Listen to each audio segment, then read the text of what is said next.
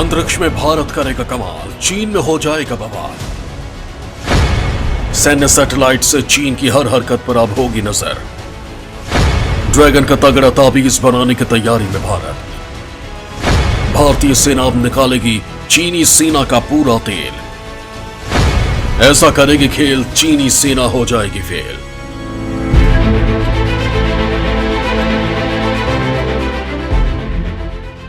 दोस्तों, इसरो ने चीनी सेना का भेजा फ्राई करने की पूरी तैयारी कर ली है। बस इसमें तड़का मारने की देरी है।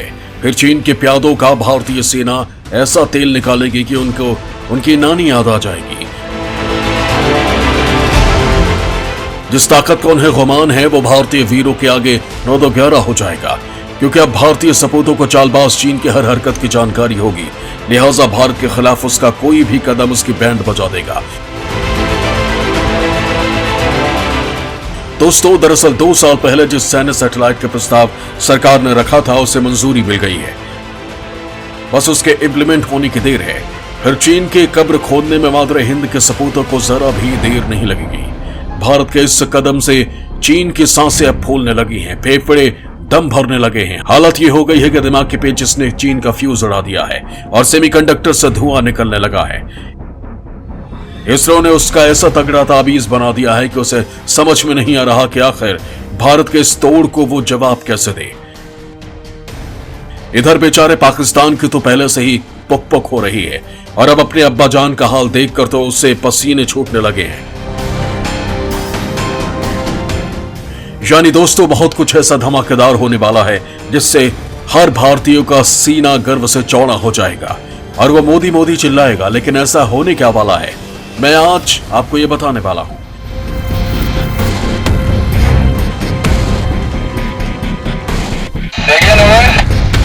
Everybody's fine, over?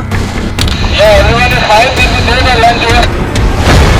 चीन की अब लगेगी लंका, भारत बचाएगा ऐसा डंका।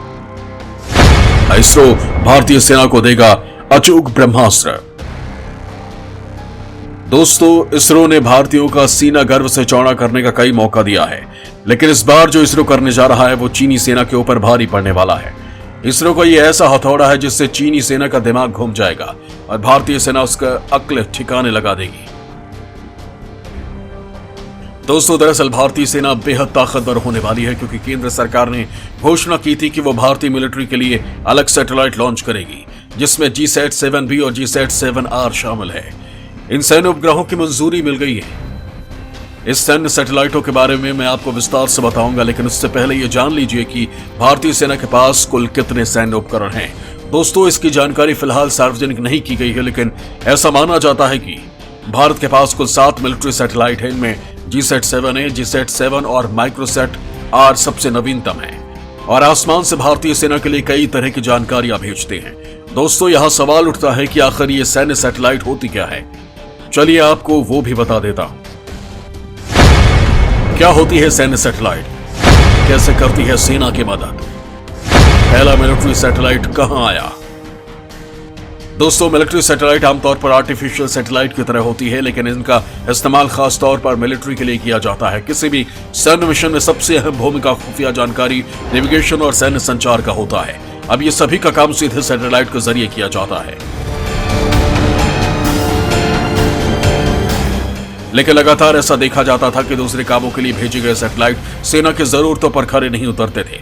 इसलिए दुनिया भर की सरकारों ने अपनी सेनाओं के लिए खास तौर से सैटेलाइट भेजने का दौर चलाया। इसके अलावा सैटेलाइट का एक अहम इस्तेमाल खुफिया निगरानी के लिए किया जाता है।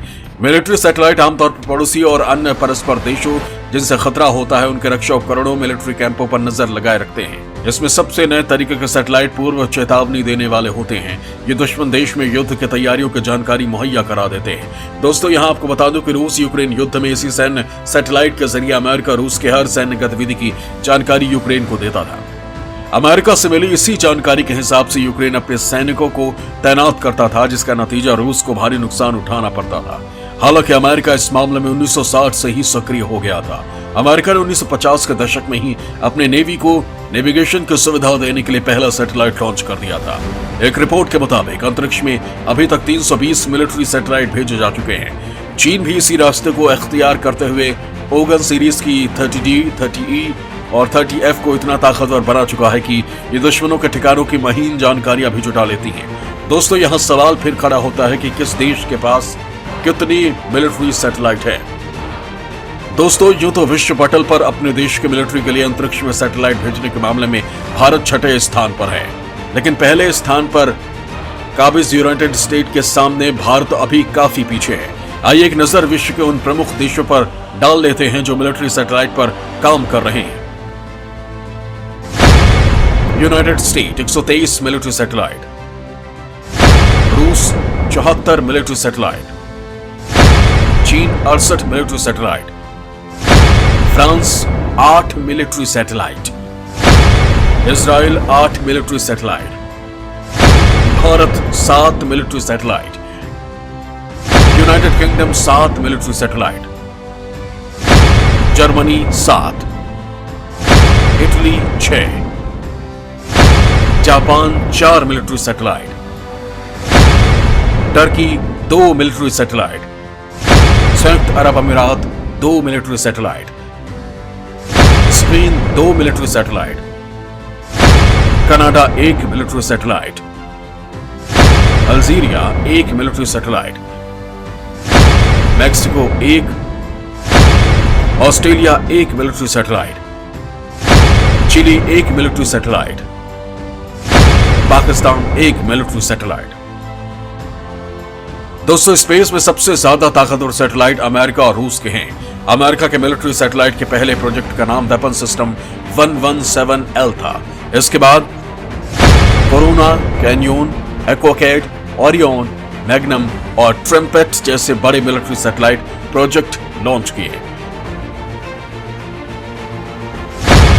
यूएस की नवीनतम satellite project wide band global satcom WGS-9 है।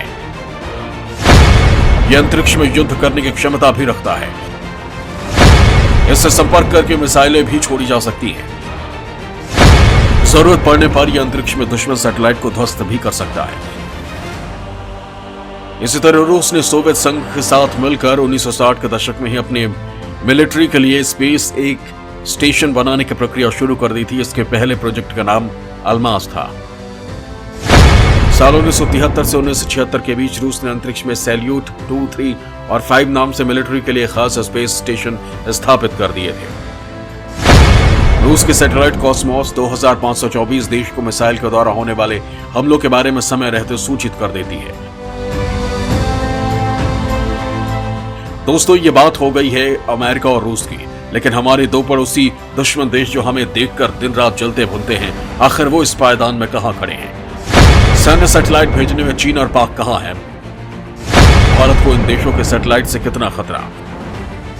दोस्तों, चीन के पास कुल 68 मिलिट्री सैटेलाइट हैं। इनमें 36 मिलिट्री सैटेलाइट याओ ओगन सीरीज के हैं, जिन्हें अंतरिक्ष में भेजा गया है। चीन की याओ ओगन सीरीज की सैटेलाइट ही उनके प्रमुख मिलिट्री के लिए अंतरिक्ष से सुरक्षा करती है। इसमें सबसे आधुनिक और नवीनतम याओ ओगन 32A, 32B सैटेलाइट है।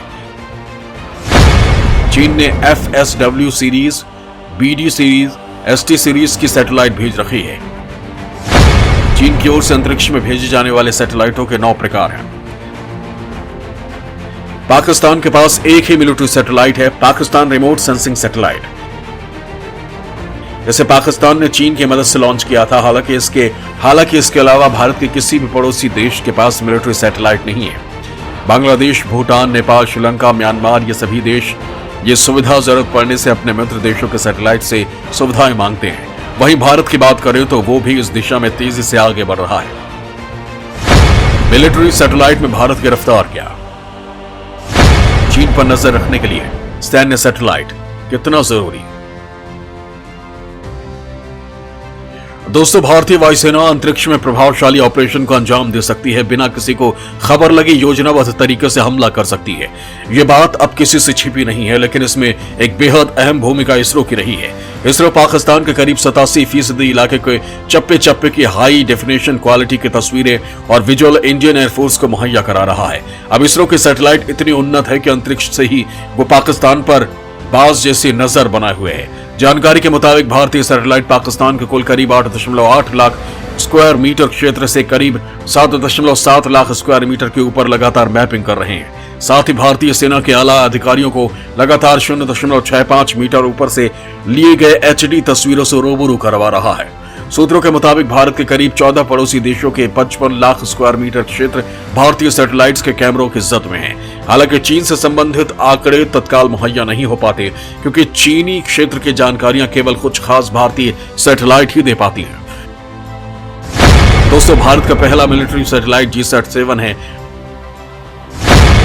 ये एक मल्टी बैंड कम्युनिकेशन सैटेलाइट है जिसे रुकमणी नाम दिया गया था।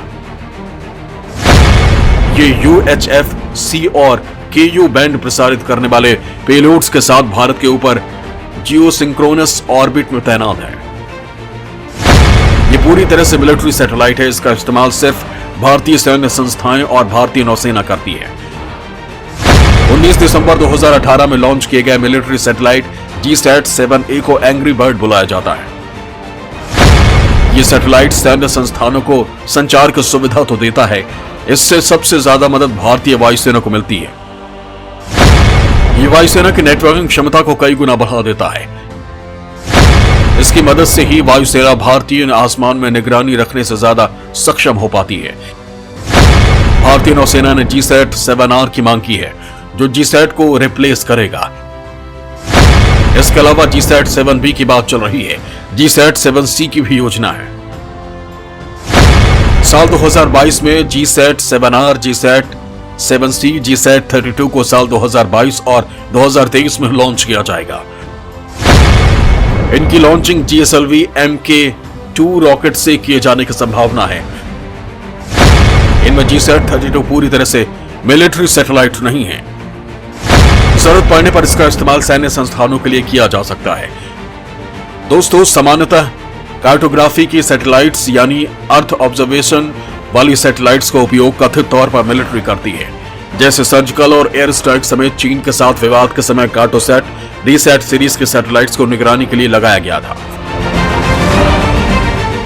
इन सैटेलाइट्स को मिलिट्री सैटेलाइट कहेंगे या नहीं, इस पर कोई आधिकारिक बयान नहीं देता, लेकिन इनमें सबसे नई सीरीज है GSAT। आमतौर पर इन्हें संचार उपग्रहों की सूची में ही रखा जाता है, जो कई बैंड्स पर काम करते हैं। इनमें से कुछ बैंड्स का उपयोग सेना करती है।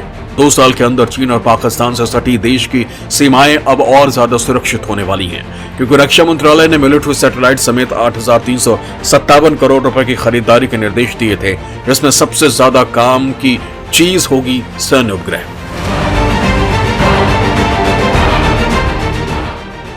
जो अंतरिक्ष से ही पड़ोसी देशों की हरकतों पर नजर रखेगा, जिससे वो हमारे देश की सीमाओं के साथ किसी तरह के नापाक हरकत न कर सके।